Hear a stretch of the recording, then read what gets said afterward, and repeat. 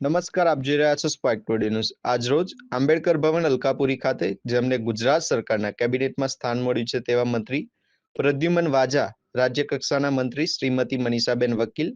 શ્રીમતી દર્શનાબેન વાઘેલાને સન્માનિત કરવાનો કાર્યક્રમ અનુસૂચિત જાતિના વિવિધ સંગઠનો દ્વારા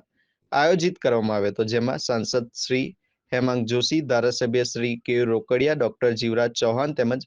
કાઉન્સિલરો અને મોટી સંખ્યામાં સમાજના અગ્રણીઓ ઉપસ્થિત રહ્યા હતા। આપણે ક્યારે ના સાથી લઈએ, અરે રાજનીતિ ચૂંટણીમાં હાર જીત તો હોઈ શકે, પરંતુ આવી રીતે કોઈ પણ વ્યક્તિ જેને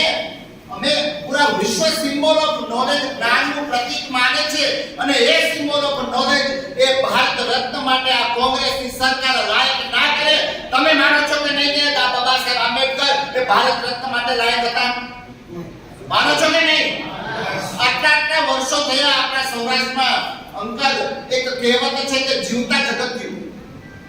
છે કે નહીં, કે પોતે જીવતો હોય ત્યારે બધા સંસ્કાર કરી નાખે તો પોતે જ વડાપ્રધાન હોય અને પોતે જ ભારત રત્ન લઈ શકે,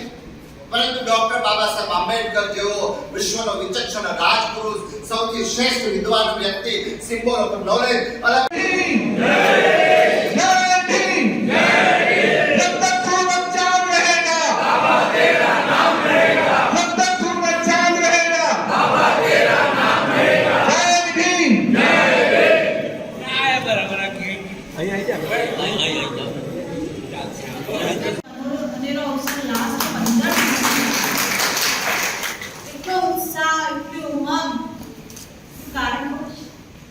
पहली बार अनुसूचित जाति मंत्री ત્રણ ધારાસભ્યો સમાજ એક સાથે લઈ લેવામાં આવ્યા અને આટલા આઝાદીના આટલા વર્ષો મને તો એક મંત્રી મને સમાજ ત્યારે લોકો એવું કે એક મંત્રી બનાવે છે, એક ટાઈપનું ખાતું આપે છે।